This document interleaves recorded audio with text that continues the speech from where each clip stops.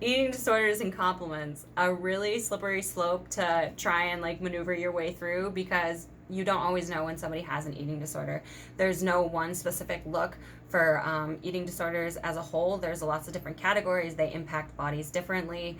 But regardless, compliments to somebody who is either in recovery, on the path to recovery, or hasn't even started their journey with recovery, compliments can really take away from any progress or potential progress that they are looking to make. Because they may feel like if they change in any way that they may not receive those compliments, or there's affirmations that people are giving them in that moment.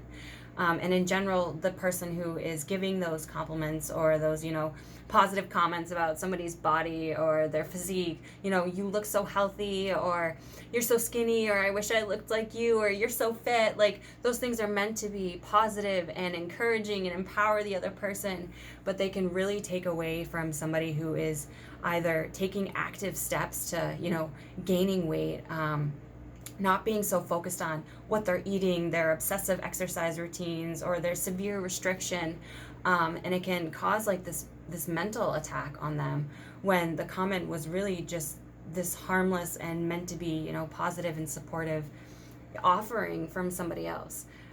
So when it comes to complimenting somebody who has an eating disorder, if you know the person is struggling with any type of eating disorder or disordered thinking or behavior, when it comes to giving them a compliment on their body, the best thing to do is simply don't. Um, you know, some of the best, most unforgettable, and really like touching compliments that you can give somebody aren't focused on their body.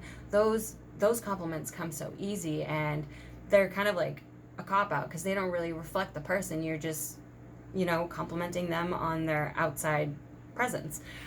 So the ones that are the most meaningful are the ones that are a reflection of their intrinsic value. So compliment them on their personality, their sense of humor, their intelligence, the way they interact with you and the people around them. Those are the compliments that can be really empowering, not only to people who are struggling with eating disorders, but to people in general, because they're not just surface level or really shallow. They really are acknowledging something that is within that person that you can see that they project to the world, and think is a great thing about them. And if you are gonna, make it more body image focused, then try and make your compliments not directly at the body. For example, you could say, "You are beautiful." To somebody who has an eating disorder, or any type of disordered behavior or struggle with self-esteem or body image, "You are beautiful" can be interpreted in so many different ways. It can mean like their personality is beautiful, or you think that their humor is beautiful, or that the way that they're being with you is beautiful. So a compliment like that can be taken in a really positive way and doesn't potentially take away from the active steps they're taking to heal themselves.